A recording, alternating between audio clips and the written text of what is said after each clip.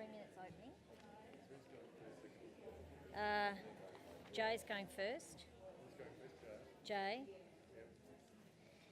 Then you, then Nick.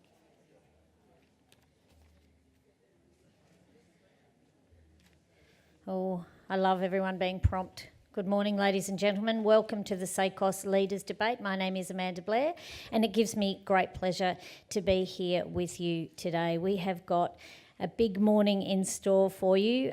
Great to see this sector being so widely represented. Before we go any further, however, I would like to welcome to the stage a magnificent Kaurna elder, the wonderful Uncle Lewis O'Brien.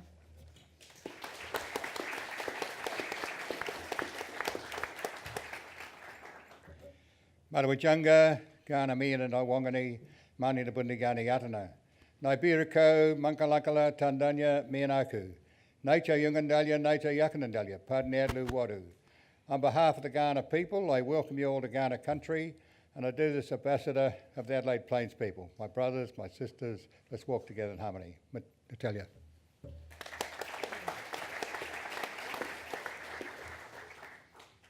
Okay, now I would also like to thank you so much, Uncle Lewis. Always wonderful to have you with us. I'd just like to let you all know that this event is actually being filmed for the Science Exchange website. It's in fact live. We are going live to air with the debate right now. And obviously we have quite a few television cameras in the auditorium as well. So if you're in the witness protection program, which is highly likely, some of you can actually move over to perhaps the left-hand side discreetly so that you are not on camera. But for the rest of us, can we just turn around and give a little bit of a wave? A little bit of a happy wave. Hi everyone, here we are. If you could please put your phones on silent. However, we're not discouraging you from using your phones. If you would like to tweet about this event and perhaps some of the more interesting quotes that our leaders will give us, you can do so on the hashtag SAVotes2018. The format is pretty simple today. We will have our three leaders will be given 3 minutes each for an opening remark. I asked the three of them before we started, how would you like to do this? Would you like to sit in your chairs or would you like to use the lectern? Stephen Marshall said that he would like to swing from a trapeze and perhaps, swing down through the crowd, fringe style, which I thought was interesting. Nick Xenophon said that he would like to walk out amongst you all with a handheld microphone, Jerry Springer style. I'm not surprised by that. And the Premier of South Australia said he would like to sensibly use the lectern. So we are going to go with the lectern, if that's okay, because, sorry, Stephen and Nick, we just didn't have the time to accommodate your various requests. So there will be 3 minutes, and then there will be a question time. We've got some questions that have come from the SACOSS election platform, which I'll be asking. And then, as many of you know, you were asked to submit your questions. Time is of an issue. You were asked to submit your questions to us, which you've done so, and we have 3 appropriately coloured hats. We have a red hat, a blue hat and an orange hat, and we will be drawing the questions from the hat and asking them to our 3 leaders. But before we go any further, could we also have just a few words from the Chief Executive of SACOSS, Mr. Ross Womersley. Thanks, Amanda, and thank you to our leaders for taking the time out to be here today. We think that this is probably one of the most important debates and discussions that we should be having in South Australia. The social services area is one that isn't always sexy. However, it is one that's essential and crucial to the fabric of our community. And indeed, what we know is it not only brings importance from helping people who are vulnerable, it brings important contributions to our economy. So we know, for example, that the sector, the community services and health sector, will grow about 23 to 25% of the jobs in South Australia over the next 10 years. So it's a big issue. We need to be thinking about it carefully. I thank you for taking the time out to come and listen. I thank you for taking the time out to come and contribute to the festival of ideas that I think we need to be having around the issues that confront our state. So thank you again. Thank you, Ross. Okay, so before we go any further, we have some rules which will just pop up now. This is the rules for this afternoon or for this morning. 1, play nice, keep it short, tell the truth, and of course, promise the sector lots of money. So if you stick to those 4 rules, the 3 of you will be okay. Sadly, no eye gouging, maybe a little bit of kneecapping. That's your Greek heritage coming back right there, isn't it? Hey? Okay. Also, too, we will now start to commence. I have got a bell. And you know what? Nothing in life excites me more than the power of a bell. So I'm going to keep it as short and as on time as possible. Without any disrespect to the 3 of you, when the bell starts ringing, shut it. All right? It's time to move on. So we'll try and keep it as short as possible. And perhaps just an indication of just a little bit of bending of the truth, and I couldn't help this rather obvious gag. Can you just have a look at the photos of our 3 leaders? Perhaps they're not going to be telling the truth all the time, because I think those shots were taken 10 years ago, gents. God's sake.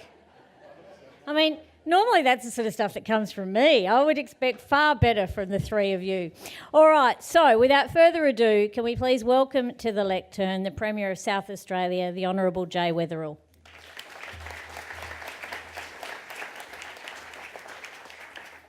Well, thank you, Amanda. Thank you, Lewis, for the welcome to country, and my 2 colleagues.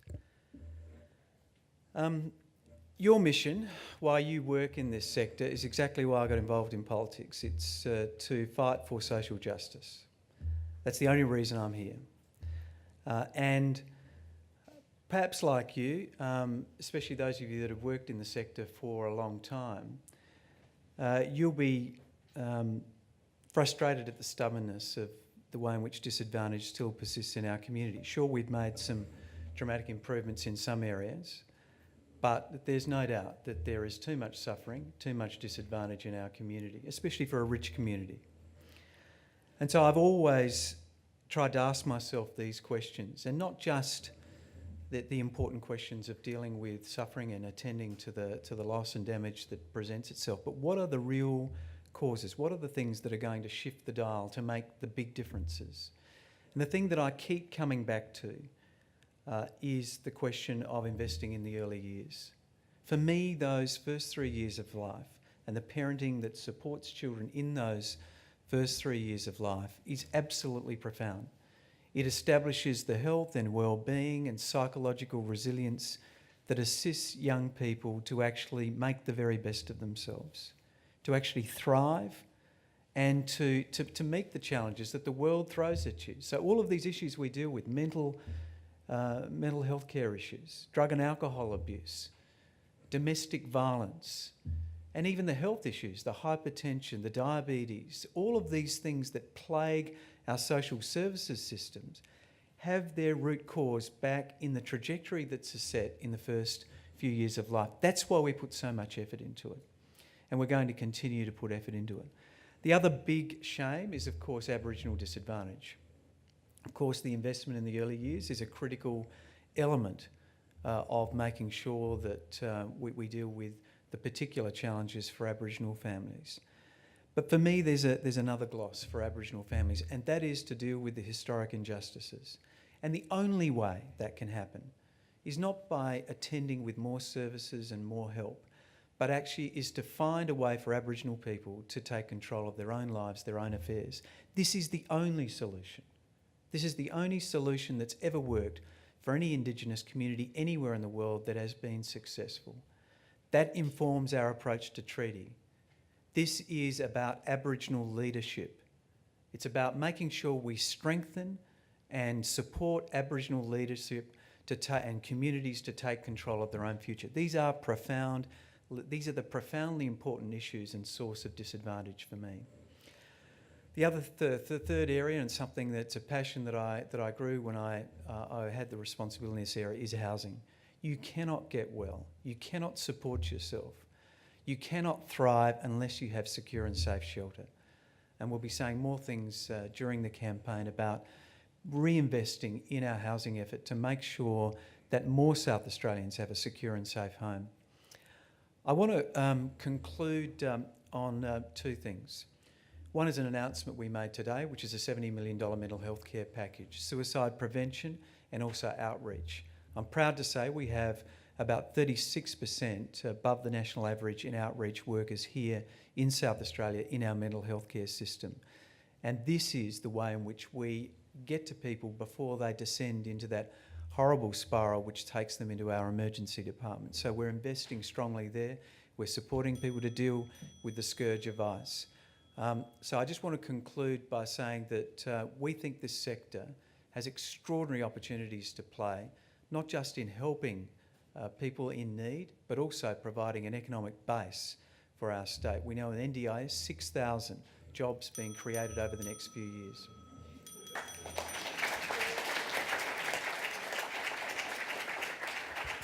Thank you very much. Now we are hearing from the member for Dunstan, the Leader of the Opposition. Do I call you honourable? You are? No, you're not. Well, you are, but you're not, if that makes any sense. Stephen Marshall. Thanks very much, Amanda. Look, it's a great pleasure to be here, to David Panter, to Ross Walmsley, to, of course, the Premier of South Australia, and Nick Xenophon, the leader of the SA Best Party. Can I just start by saying social services is an incredibly complex part of public policy. We try to, as much as possible, work with the government in this area because we realise that it is hard. We support them when they try to advance the cause and try different things because nobody knows the answers. There are no simple solutions in this area, and we all need to be trying as hard as we possibly can to address some of the disadvantage which exists. But that disadvantage still exists in South Australia, and I would argue that it's getting worse. More and more people, I think, are feeling isolated here in society, and what we need to have is equal citizenship. Michelle Lensink, our Shadow Minister for the Department of Communities and Social Inclusion, talks about this often. This concept of equal citizenship, everybody getting access to government services, to participating fully to the best of their ability and to the potential that they themselves have. We have a strong plan for South Australia should we be elected on March 17. And we don't move away from the fact that a primary area of focus for us will be growing the economy. We do want more jobs here in South Australia. We want more jobs because we know that that will build capacity in our society. It will put more money in people's pockets and it will make them more sort of capable of making their own decisions in their lives. Too many people are unemployed in South Australia. Too many people are underemployed in South Australia. This is putting enormous stress on their household budgets, on their family budgets, and these are issues that we will specifically address. We've also addressed an issue which the Premier talked about this morning, and that is the looming rollout of the NDIS. We support this very strongly. It's supported at the federal level, I think, completely across the board. But the reality is we don't have the workforce in place in South Australia at the moment. This is a major area of public policy failure in South Australia, and that's why the Liberal Party is committing $100 million over the first 4 years to ensure that we can create almost 21,000 new apprentices and trainees in South Australia so that we have the workforce in place for this critical rollout. Can I just talk very briefly in the remaining seconds that I've got remaining about two policies that we have already announced that we feel strongly about. First of all, the issue of supporting our foster carers and our kinship carers in South Australia. Currently, there are 3,000 young people who are in out-of-home care. The reality is that they do receive, those foster carers and kinship carers do receive some support from the state government. It cuts out at the age of 18. Some of these kids are still at school at the age of 18. It is very difficult for them to then, at the age of 18, get on with the rest of their life without that support that surrounds them. We think best practice is 21. We've committed to this extension to 21. We think this is a positive plan. We think ultimately it will pay for itself. It will actually pay for itself with improved outcomes for those people and their families. The second area is that Aboriginal people in South Australia are completely overrepresented in any independent assessment in terms of disadvantage in South Australia. We want to address this. If I'm elected as the Premier of South Australia, I'll take this portfolio myself. It will move back into the Department of Premier and Cabinet. We'll appoint an Aboriginal Commissioner for children and young people in South Australia, and we'll take this area, this complex area of public policy seriously. Thank you very much. Thank you, Stephen. All right, now last but certainly not least, fresh from a bunker in Canberra, please welcome to the stage the leader of the SA Best Party, Nick Xenophon. Thanks, Amanda. It's refreshing to have the opportunity to speak at today's forum, which is focused on social policy, and more particularly what the next South Australian Government and Parliament can do to assist those in our community who need help, those of our community who are deprived, disadvantaged, marginalised, and often without a voice or influence in the corridors of power. The priority for candidates, in my view, is to give those members of our community a voice. To give those most disadvantaged a voice is perhaps a real test of, or otherwise, for our fitness for office in the election. And to me, a litmus test of good government, of good policy, is what we do about gambling. You've seen that the AHA, making large donations to both sides of the fence and the Australian Conservatives, are mounting a furious campaign against poker machine reform that SABS is advocating for. But when you consider that poker machines account for at least 10,000 South Australians with a significant gambling problem, another 20,000 on the way to developing a significant gambling problem based on Conservative Productivity Commission figures, and that each problem gambler affects at least the lives of 7 others, this is a significant area of social disadvantage that the Parliament of South Australia can tackle head on by reducing the amount that can be lost on bets, by reducing the number of machines, by getting rid of some of those addictive features. This is an avoidable form of poverty, of disadvantage, of great distress in families. And that's why it is so important for us, and it's so important for us if we happen to be in a balance of power role to get some real reform in respect to poker machines.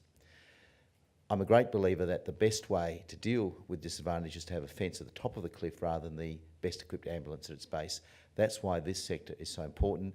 That's why in the formulation of policy, this sector must be listened to, must be part of a strong consultation and collaborative process, because you see on the front line what needs to be done.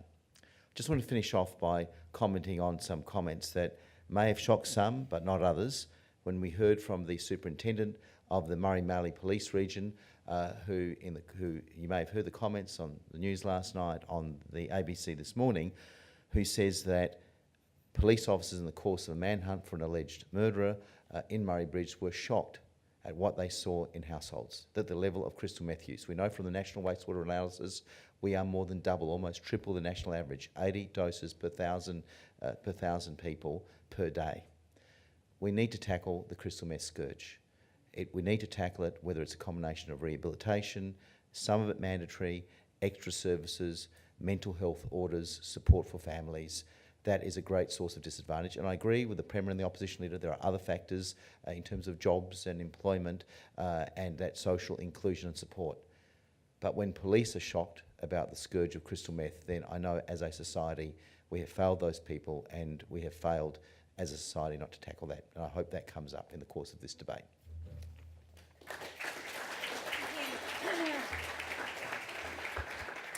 Thank you, Nick. All right, now these are questions that I have been asked to ask you from SACOSS. This is from their election platform.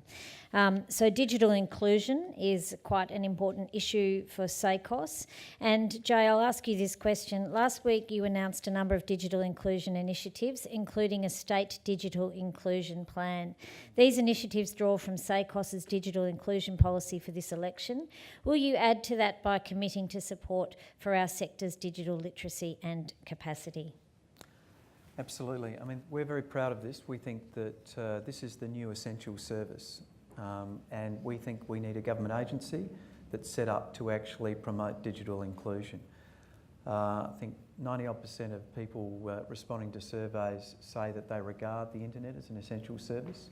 So many of the ordinary services of life in the private and the public sector are now online, or more easily accessible online, so we run the risk of creating a ghetto for people that don't get access for those services. So we think this is something that government needs to step into, And so we will set up a new agency for that purpose. We've committed to the development of a digital inclusion plan that will include all members of the community, including obviously a roundtable of community sector, government and internet providers to narrow the digital divide. And you've also seen our commitment to roll out extra fast internet access in our schools, which is critical because a number of schools were missing out. And you've also seen our commitment of laptop programs for students. So every year 10, 11 and 12 over coming years will get their own laptop provided in public schools, provided by the South Australian Government. So we think this is a critical issue of social inclusion as a consequence of this new technology. Thank you. Stephen, have we got the microphone on? Yep. Stephen, you've identified funding to fix mobile phone black holes to enable people to be connected. What else would you do to ensure that everyone can participate in the digital world? So you've raised the point of differentiation. We haven't got the coverage, especially across regional South Australia, that other states in Australia have. The government has put very little money into this area, in fact the lowest of any state in Australia. So we have committed $10 million to working with telecommunications companies and the federal government to make sure that we have greater coverage across regional South Australia, just not in metropolitan area. We're also committed to doing an audit of what access exists in South Australia. I mean, if you can access digital or data via Wi-Fi, it's much cheaper than via your mobile phone. So we really need to understand what is currently available and what where are the gaps that exist, because just trying to encourage people to use their phones could actually be putting them in more danger of greater costs and potential gouging. So the reality from our perspective is to identify where those gaps are, work with the federal government to try and address those as quickly as possible. We do accept unequivocally that this is an issue of social inclusion. It is an issue for equal citizenship. We are entering, if not already in, a digital age, and we need to make sure that people aren't disadvantaged by being isolated from fully participating. Thank you, Stephen. Nick, what priority is digital inclusion for SA Best, and would it be part of your assessment of who to support if you get the balance of power? I think we're all in furious agreement. That's an important issue. The question is, how do you best deliver that service? And I think we need to look at the impact of local government libraries, community libraries, as a source of both training senior citizens who aren't digitally literate. There have been some programs interstate, I think in Queensland, that have been quite successful. So it's how do you achieve that on a grassroots level to maximise participation, and also I think that community libraries as hubs for digital inclusion are one way, not the only way, but are one way of expanding, of achieving that goal of digital inclusion. And I think community libraries do a great job as hubs of community activity and as sanctuaries for some people, particularly young people who may come from dysfunctional homes. So libraries need to be part of it, and that's one of the proposals that we have to strengthen funding for those community libraries as part of a digital inclusion strategy. Fantastic, thank you. Energy is also a priority of SACOSS, and the cost of living and energy prices are one of the biggest issues in this election. All three of you have already spoken about that. We'll just ask you a few more questions. Stephen, this one is for you. SA Best has promised to consider the merit of moving to an energy concession based on a percentage of the bill to ensure that the concession gives most relief to eligible households with the largest bills. Will you introduce a percentage-based concession or commit to a review of the current flat rate concession with a view to implementing a percentage-based scheme? Look, this is very difficult from opposition to know what the full impacts of this are going to be. I note that SA Best hasn't actually sort of put forward a specific model and what the impacts upon all people in South Australia are going to be. The reality is we are the only party at this election which has got a comprehensive plan to bring energy prices down in South Australia. We're the only ones that have submitted our policies to independent assessment. We know that we will bring the wholesale cost of energy down by 24%, and that will flow through to around a 15% reduction in household energy bills. I wish it could be more. I wish it could be more, but unfortunately we don't have that baseload power in South Australia anymore, and to get that back in place we're going to either have to build new power stations in South Australia, which we don't support, or invest significantly in interconnection with New South Wales and more storage, because we've got lots of intermittent renewable energy. What we don't have in South Australia is the ability to store that energy so that we can use it when we need it, not just when it's generated. So that's the Liberal Party's energy policy, interconnection with New South Wales, $150 million worth of new money going into storage at the household level and the grid level. And the great advantage is this will flow through to around a 15% cost reduction for houses right across South Australia. Thank you. Nick, the government's power purchase agreement for the Solar Reserve project was successful in guaranteeing lower prices by committing to 20 years of purchases power when it's cheapest. How will your CETSA collective power purchase agreement deliver lower prices? Well, firstly, in relation to the Solar Reserve Aurora project, having negotiated with Matthias Cormann, now the Leader of the Government in the Senate, to get that concessional equity loan, something I think there's been cross-party support for. That is a good project, and the actual power purchase agreement, $78 a megawatt hour, is actually a pretty good price. It will actually bring power prices down and stabilise the grid because it's dispatchable renewable energy, so strongly in favour of that. Having a community not-for-profit retailer, Scotland has had something similar, other parts of the world have looked at a not-for-profit model, will add to the competitive tension of the power of the gentailers, of AGL, of Origin and NG. It will mean that consumers, low-income consumers with household budgets of say $75,000 a year or less, or those small businesses with energy bills of about $20,000 a year, will be able to access that. And if you look at the power purchasing agreement for Aurora, you can actually bring power prices down by that model. But it's not the only way of doing it. There's a whole range of measures that must be implemented. The key to this, and I agree with Stephen to this extent, that you've got to have dispatchable, reliable renewable energy, which we now are seeing with the Aurora plant. So I see some light at the end of the tunnel, but it's a question of planning. The issue of the interconnector, that is something that is needs to be modelled appropriately. And finally, on the issue of SACOSS's policy of percentage, a different form of concession, we need to look at it, do the modelling and see what works, but you need to maximise the social benefit for those low-income households. Thank you. Jay, will you introduce a percentage-based concession, and if not, what do you see are problems or barriers to introducing it? Look, we think the big answer is to get the government back in the business of energy. We want to take charge of our energy future, and that's what our energy plan's all about. It should never have been privatised, and now we're getting back into the business. World's largest lithium-ion battery, state-owned power plant, solar thermal plant that Nick's just spoken about up at Port Augusta, and of course the virtual power plant, 50,000 rooftop panels linked up by technology, a new opportunity for a new retailer. Look, it's pretty simple. Prices go up when there's no competition. It was already a highly monopolised market before it was privatised. It was made worse by the way it was privatised. And now we've got to get more competition back in. The way you smash the control of the large gentailers is to introduce new forms of generation and retailing, which is not controlled by them. They're screwing us because they've got the power to screw us. So what we've got to do is get back in the business of basically energy generation and retailing, and we're doing that in a range of intelligent ways in the way in which I've just spoken about. This is incredibly exciting. This is the future. This is the future not only for our state, our nation, but the world.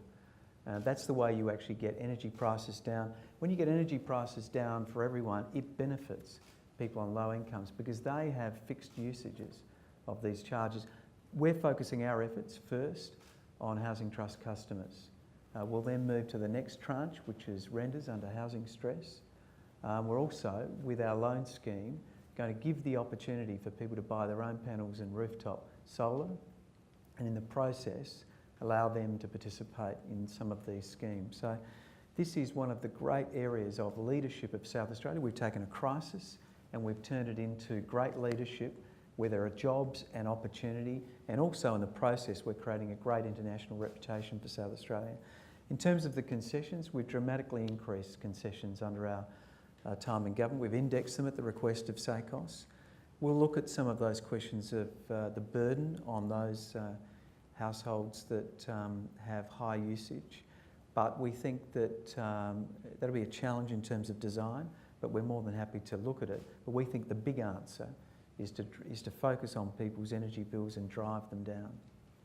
Thank you, Premier. Right, we are moving on. No, you cannot respond, Nick, unfortunately. The hand went up then. He wanted to say something, but no, you cannot. We're moving on to... I know you all want to say something. Keep up your tweets too. We're getting lots of tweets through at hashtag SAVotes2018, and if you're watching at work or at home through the website, of course, you're encouraged to tweet as well. We have some miscellaneous questions now. This one firstly to you, Nick. The government has announced an efficiency dividend. An efficiency dividend cutting departmental funding by an average of 0.6% next year as a result of the rejection of the $90 million bank tax. The Liberals have promised lower taxes and announced tax cuts of over $130 million per year in payroll tax and ESL. If you have balance of power, will you ensure that non-government services are quarantined from any party's efficiency dividend cuts? I don't know if it's safe to mention the name of a former Treasurer, Kevin Foley, but he did undertake a number of years ago an audit commission. Whether you agree or disagree with it, it's good to have a look at how you can best deliver government services and maximise the benefit of that. I think it's fair to say that NGOs, all agencies and NGOs should be subject to an assessment of their efficacy. But from what I've seen, what I've observed, is that NGOs do deliver pretty good bang for their buck. So I think it's very important that NGOs don't bear the brunt of that. The fear is that frontline services and any efficiency dividend could be impacted on, and those at the top will be insulated from it. So it's how you do it. And again, it's also about growing the pie as well in terms of the economic pie. The fact that there are predictions that our population growth might go into negative territory in the next 5 years concerns me, particularly in terms of our demographics, that we have fewer young people now than we did 40 years ago. So you'll ensure that we'll stay safe, would you? Well, basically, the short answer is it's pretty clear that NGOs deliver good value for money, and so long as they're doing that, why should they bear the brunt of an efficiency dividend? Okay. Jay, this one's to you. Last year, SACOSS had considerable difficulty arguing with the government over child protection legislation. Why was it so difficult to negotiate legislation based on the best interests of children? And will you commit to reintroduce the lapsed legislation to drive prevention and early intervention approaches, and when? I've got to respond to that from Nick. I mean, Nick's deflected the elephant in the room here, which is he has also matched those tax cuts, the ESL rebate, $360 million over the next 4 years. So you've got these two wanting to hand back essentially tax cuts. And I'd like somebody to explain to me why you think it's a good idea for somebody with a $2 million home to get $1,000 back in circumstances where we know that you're going to have to find those cuts somewhere. And I tell you where they're going to fall. They're going to fall in this room. They have to fall somewhere. You're not going to introduce another new tax. You're not going to let this thing go into deficit, presumably. So the cuts have to occur. The cuts have to come somewhere. Yeah, I'll deal with that, but we're not going to ignore this. This is a massive issue. It's a massive issue for everybody in this room, and that is that basically what we've got is a couple of people going to hand back tax cuts. Yeah, I'll get to that. There'll be no money for child protection. Okay, if these well, let's tax get cuts to child go protection, through. can we? We will support the legislation that we've been negotiating with SACOSS and others about making sure that we have a strong focus on child protection and prevention. But let's not confuse the two issues. Let's not confuse the notion of what our child protection system needs to do, which is an assertive and effective capacity to make children safe. And what we need to do is run a system of prevention and making sure that our children are supported in families. Those two systems need to talk to one another, but they are different systems. The assertive removal of children when they're unsafe, but strengthening families and running that system. We cannot have a child protection system that actually has 1 in 4 children with notifications completely deluging it. It'd be effectively like having an incredibly crowded emergency waiting room with somebody there with a sore thumb. and somebody in the corner dying with a heart attack. You cannot deluge your system with so many notifications. You have to have a capacity to deal with prevention in one place and a capacity also to have an assertive removal regime. This is complex public policy. I know that there was an ambition to have all these ideas inserted in one piece of legislation. There has been a point of difference with us and the sector about that. But we're on the same page about the importance of prevention and strengthening families. Stephen, I'll ask you this question. The Labor government has mandated to the jointly negotiated principles of funding for our sector and set standardised indexation rates for multi-year funding. We are currently finalising negotiations of a new standardised and simpler funding contract. Are you considering supporting these policies in government, and what kind or relationship do you see your government as having with our sector? Well, I'll answer the question first and Yes. then I'll get to maybe the issue of child protection.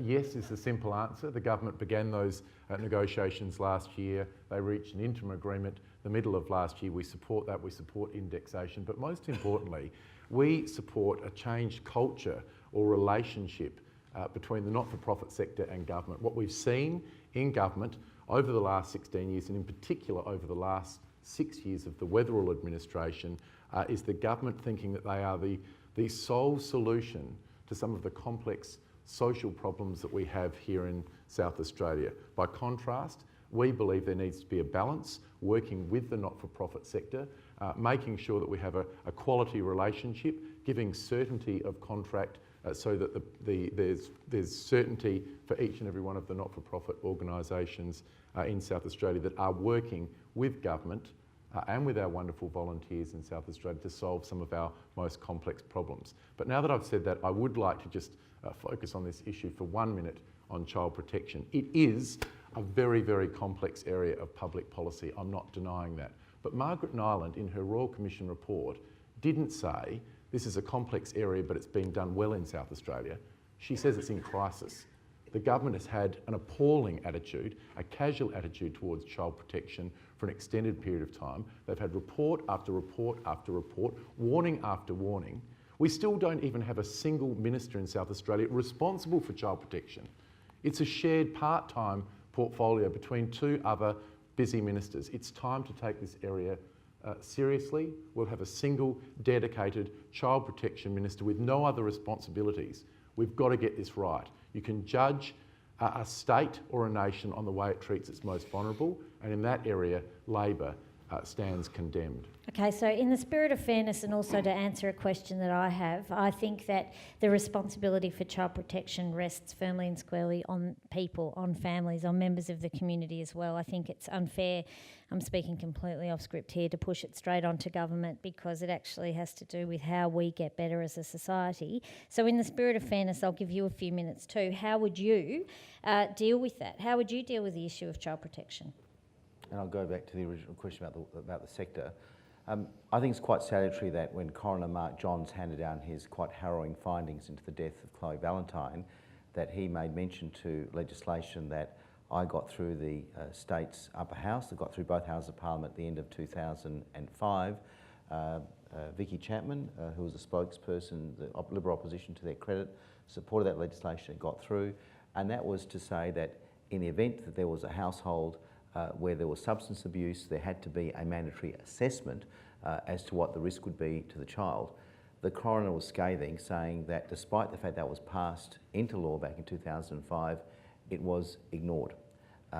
And that wasn't followed, and I think the state government has taken a different approach on that. But it is, of course, it's a primary responsibility of families. But if I don't think it was ignored though, was it? I think, yeah, I think. What They were happened, it was rolled up in another assessment. It's just a misunderstanding. Okay, but well, That the wasn't coroner. the coroner's, And that he- wasn't and the he was- coroner's and he was wrong finding about it. whatsoever. Yeah, it's wrong. Okay, well, whether you agree or disagree with the coroner, he made some Let's not quite get stark stuck there. findings. Yeah. So, but it's also the fact that if there is a family where they are racked by substance abuse, serious substance abuse, particularly crystal methamphetamines or opioid abuse, that presents huge risks for the children involved, and there is a role for the state to play, and it's also a role that involves giving support to those parents to help them break that cycle of addiction and sometimes violence that comes with it. So there is a role for the state to play, and the fact that we have such a high level of crystal meth use concerns me, and that's wastewater analysis. My concern from some people I've spoken to in the sector is that in those country communities which don't have wastewater, where it's just septic tanks, that they fear that the level is even higher. So I think we need to tackle that in a way that it's based as a health issue, but also a child protection issue. Okay. We're going to go to the hats. Ross, could you pass me the hats, please?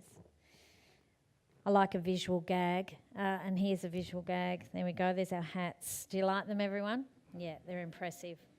Okay, so who are we going to go with first? Ross, who do you think? What do we think, guys? Maybe we'll go... Maybe we could do like the fireworks. All right, maybe we'll go... All right, we'll go... Here we are. Looks like, I think, the Premier, you seem to have quite a few more questions. Now, these are questions that had come from you. You were asked to submit these on email, so these questions have all come through. SACOSS, you pull out a question.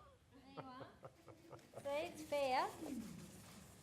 It's like a game show. I know, it is like a game show, Steve. Well done. Should have some music. All your dreams have come true. Hopefully. You're on sale of the century. All right, we're about to go through the gift shop. This is a question. This is for you, Premier, from John Parry from Gambling Link Support Group. Given the Treasurer has said that SA is in a great position financially, will you now consider the Productivity Commission's gambling reform for $1 bet limits? Our position is that we reformed it down to $5.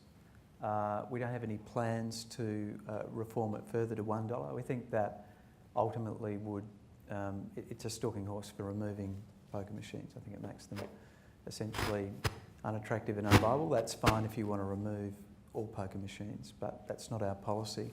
We removed 2,000 poker machines under our reforms. We had a prevalence study which was undertaken by Mr. De Fabro at the University of Adelaide, which said that the problem gambling was correlated with the prevalence of venues. So we tried to reduce the number of venues by introducing a trading arrangement, which actually meant that you lost a certain number of machines every time you traded. We have legislation that would have cut further into the number of machines, which would have then reduced the number of venues. We think that's the way in which we should be grappling with it, rather than in a backdoor way trying to close down venues by destroying their viability. But so that's been our approach to gambling reform, including problem gambling, family protection orders, and funding to assist many great NGOs. Although I must say we're getting increasingly alarmed about online gambling, which we think is the great new scourge, and we're putting a lot of our time and effort into that issue, including leading national discussions on that. Right, thank you. Now I've got the blue. And on that, can I just say we do support the government in this area, and the Premier has quite rightly identified the real concern at the moment is that online gambling is going completely unchecked and is a very big and growing concern here in South Australia. It is a growing concern, but the predominance of gambling addiction in this state is from poker machines still. Admittedly, online gambling is growing exponentially, but $1 bets, as recommended by the Productivity Commission, with lower jackpots, would reduce the volatility and addictiveness of machines. You can still lose many hundreds of dollars an hour on the machines at $5 per spin. And would drive people to online gambling, That's which not is that's not the evidence, Stephen. Right, blue hat. All right. Yeah, come on. I haven't got as many as you. Do I read it or you read it? I'll read it. Could be some big words. You I don't get all care. the fun. Come on. Right, this is from Alice Clark from Shelter SA. Will your party cease the sell-off of public housing? No, look, this is a reform that was put in place by the federal Labor government years ago, Jenny Macklin, which was to transfer public housing stock into different management arrangements. We don't have a different position on this to the government. We do think that there's time for an audit of our overall housing stock in South Australia. I think the last comprehensive audit in South Australia was back in 2003. We often hear that our housing stock isn't what we need for the current group of people that are utilising that housing. The government has made some movements in that direction.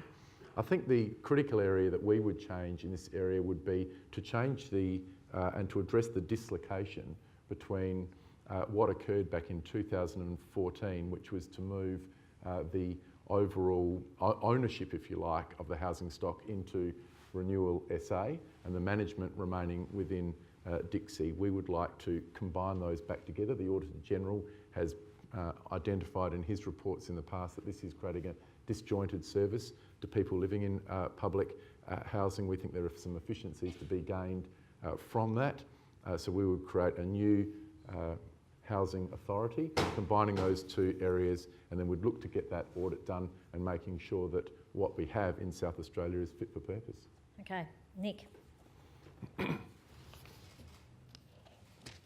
Should get you to read them out, really, shouldn't I? Okay, this is from Fernando de Fretias. I hope that's how I say it, from SACOSS. If elected, will you be 100% focused on South Australian politics or still keeping a foot in the federal arena? What role will you play with your party's elected members and the deal making in Canberra? Well, there is an interplay between state and federal, so obviously I'd speak to my colleagues, but the negotiations, the day-to-day negotiations for any legislation is now being done by my federal colleagues. For some reason I still get ministers, federal ministers calling me up from now and then, and I say go to my colleagues because I trust them and they know what's going on. So you can't quarantine or silo yourself from state and federal issues because of an interplay. If it's a federal funding arrangement, it can impact on the state delivery of services, and I think it's important to be aware and to consult with your colleagues in respect of that. Okay, right. Premier? You're red. Okay. You are red. Do you want me to read it? Yeah, you can read it. To what do you owe your greatness? No, sorry. This, the Justice Reinvestment seeks to redirect funds from offender punishment to addressing the social contributors of crime through community-identified and led initiatives. The South Australian Government pilot project in Port Adelaide is delivering early results. However, funding will run out in June. Will you commit to continuing and preferably increasing the funding for justice reinvestment? An excellent question. Jennifer Duncan, Time for Kids. Look, it's wonderful to hear that that's a successful program. We have a big commitment of reducing reoffending by 10%, so reducing the rate of recidivism. It's actually one of the best in the nation, but we think we can drive it down further. The justice reinvestment is a critical element of that. If this is a successful pilot program, we'll look favourably on its capacity to be extended because we're serious about meeting that target.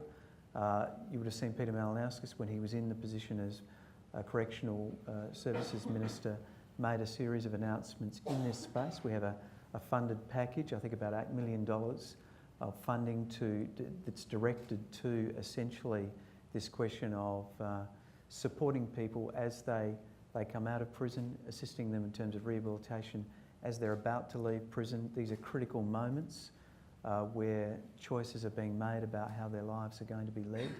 We think this will make a massive difference in the future. So I'm glad that the pilot program's working and we'll look favourably on continuing it. Thank you. Thank you. Stephen, you can read yours out too. What about if there's big words? Right, you can ask From Nick. Danielle Duffield via Facebook. Given the push among some local councils to support a significant increase in the New Start allowance and your Commonwealth counterparts' reluctance to do so, would you also actively support an increase in New Start as a first step to alleviating poverty for job seekers in South Australia? And if not, what are your plans to support our overwhelmed community services given the desperate place so many South Australians find themselves in?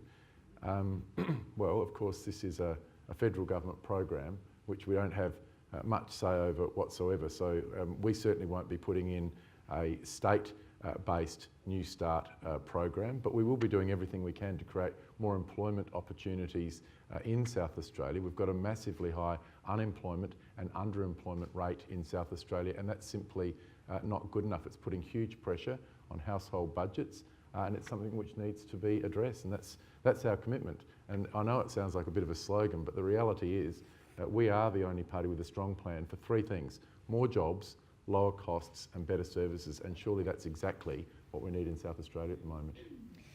Nick. Thank you, Stephen.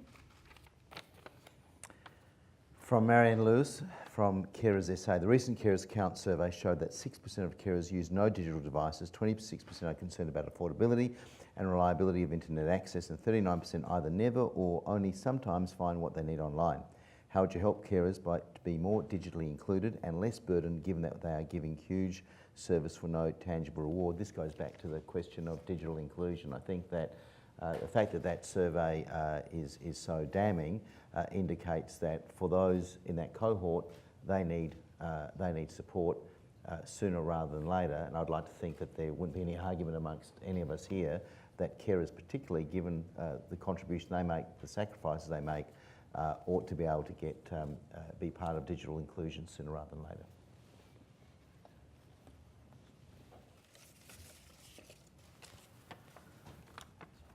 Okay, to Jay, we have two questions on child protection regarding the government's Getting It Right early strategy.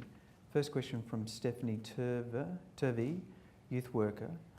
What funds is your party allocating towards the strategy?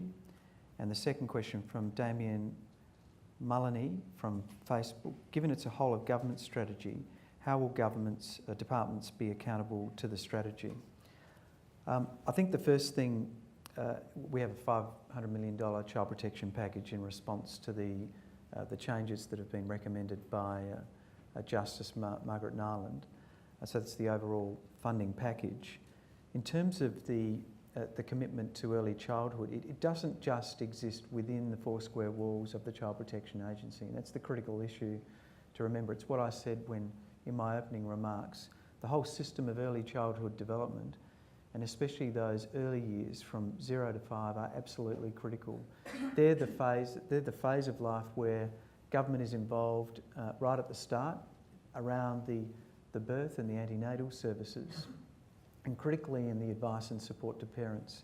We then are involved again with specialist services as families need support around particular issues. But critically for us, we've been advocating for bringing those services together in what we call our children's centres, 47 of them across South Australia. We'll be saying more about that later in the campaign. We think that these services, bringing together health, learning, education, specialist disability services, community support, parenting support in the one place is absolutely critical. We used to have in South Australia this world-leading idea. It was called the School of Mothers. It was in Gillies Street. It was an idea which actually wrapped around services around families. It's before we got the professions, when things started to go off into professions of child protection and nursing and education. But this holistic view of the family to caring for the child, we think is absolutely critical. So it's a vision of the child in a family, in a community. We think that has to be an overarching whole of government proposition. We think there's some national reforms that would back this up. We've been advocating for national financial and functional reform so that the states control birth to 18 and the Commonwealth essentially start migrating some of those responsibilities to the Commonwealth, to the state. We think that this would provide a seamless way rather than us bouncing between childcare systems, etc. Thank you. Steve. Matthew Woodward from Unity Housing. In your housing policy statement, you have advised that you intend to bring a renewal essay and housing. Oh, we've probably just dealt with that one. Give us another one. Good on you. From Jill McFadden from Community Centres SA. The Community Services Support Fund, which funds community centres and hubs, among other programs, hasn't had a real increase in 13 years. Does your party support an increase to the Community Services Support Fund? And if so, by how much? Look, we do value the work that has been done. I'm not over the exact detail of what is currently in that budget, but can I just say we do want to put more money as close to the action as possible, and we value people that are on the front line. But we'll have to get back to you with a specific commitment in terms of that funding, which I just don't have with me at the moment. Thank you. Final question to you, Nick, and then we're going to wrap it up. We have a minute where you can respond. From Kate Kamania, Public Health Association, your corflute posters say you will fix the health crisis. At least they're still up. What role will the public health and disease prevention play in your approach, and will you increase funding to this area of the health budget? The short answer is yes, preventative health is fundamental in relation to this. One of our candidates, Giles Rossitano up in King, is a podiatrist, and he tells me stories that a bit of prevention in terms of foot care can make a huge difference, particularly for people with diabetes, in terms of preventing amputation. So any policy needs to be fundamentally looking at prevention, but it also involves breaking down the silos between the Commonwealth and the states, because a lot of GPs tell me they can look after people we need Medicare and the Commonwealth to come on board in terms of ensuring that preventative health programs there can be a bridge between the state and the Commonwealth in respect of those. I think there's huge dividends to be made in respect of preventative health and in health modelling in terms of how we plan our health system. Thank you, Nick. All right, Premier, you have 2 minutes to wrap it up. I might just sit here because otherwise I'll use them up getting to Yeah, well, that's it. You can sit there and you've got 2 minutes to pretty much respond to everything in 2 minutes. Okay, look, it's obviously very difficult, so I'm going to choose what I think is the elephant in the room, which is the cuts that are coming down the pipeline at us. We've got the two gentlemen here that are promising big tax cuts, minimum 360 million, that's before you add the payroll tax. Nick's foreshadowed land tax cuts. With razor-thin surpluses, and presumably they don't want deficits, we're going to see cuts, and it's going to fall on the social services. Get set for it. We've got an audit commission, Nick's idea. We've got productivity commission. Whenever you hear those words, just pencil in cuts. That's what happens. It's what's happened at a national level, and it's what's going to happen at a state level. So let's be really clear about this. And it may be that the nurses and the teachers might be able to fight off that being relatively more industrially strong. But this sector won't. And you know, there's no way of adding the money up without it actually happening that way. So this is what we're looking at. And that's before you deal with any potential cuts that come out of the GST redistribution, which is coming down the pipe at us. If we get out of that unscathed, it will be extraordinary. And it's before the full effect of the Hockey Abbott budget cuts. We're still enduring, courtesy of these two gentlemen, a $210 million cut in education. We're enduring a $530 million cut over the next 2 years in health, and it grows. So this is why you've got to have a serious discussion about revenue. We tried to have that discussion with the bank tax, and we were told it'll upset the banks. I mean, you need real dollars if you're actually going to help people. We can talk about all this stuff about prevention and making a difference, but if the dollars aren't there, it's not going to happen.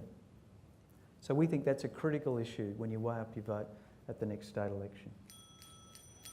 Thank you, Premier. Member for Dunstan, you can now take it away. Thank you very much. Look, this is a great state, but too many people in our state are not fulfilling their full ambition. That's because too many people in South Australia are being excluded from full participation in our society. Labor have been in for 16 years. It's not working, it's getting worse. And what we've just heard from the Premier this morning is not an ambition to address these issues that they've created over the last 16 years, but to run a fear campaign. There are going to be cuts. They're coming. They're on the way. Well, let me tell you, you can cut out your silly tram up the parade in Norwood. There's $279 million.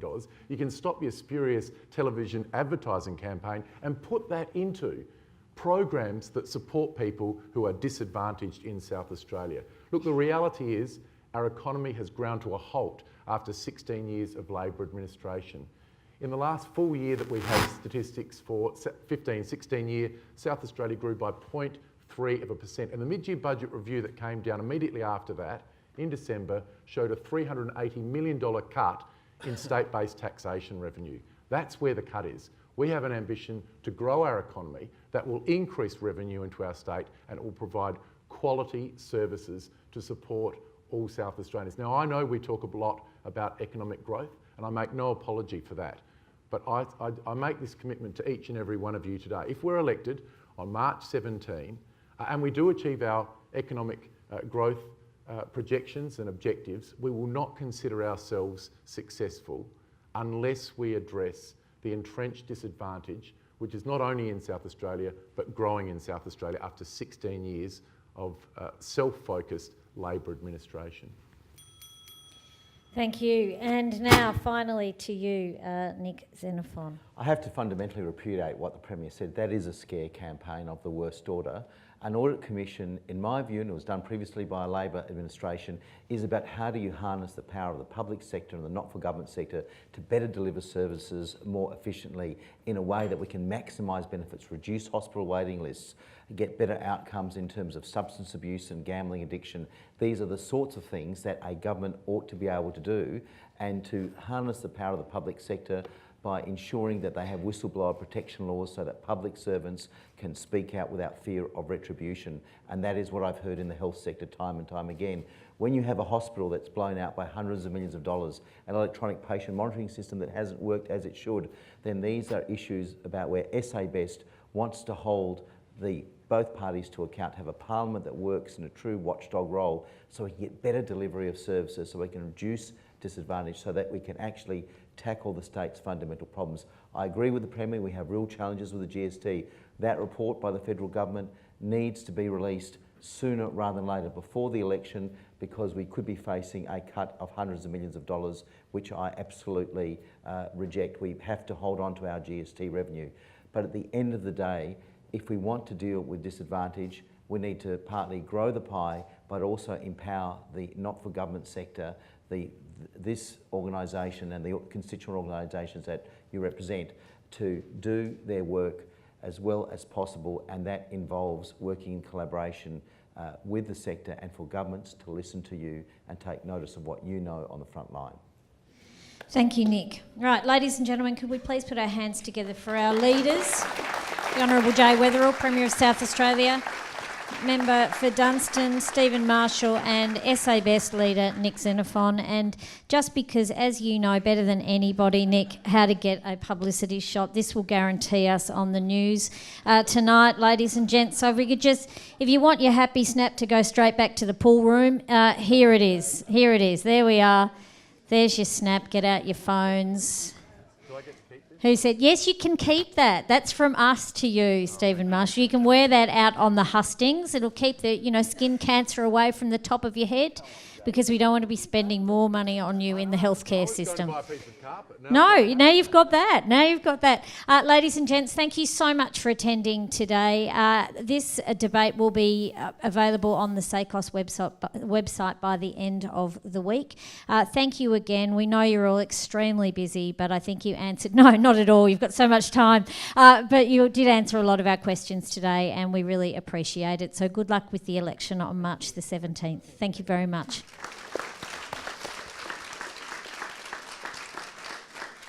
And of course, you are now free to schmooze, I think is the term. There is tea and coffee available in the foyer. Thank you. And you can stay or you can leave. We'll leave it all up to the three of you. Thank you all so much.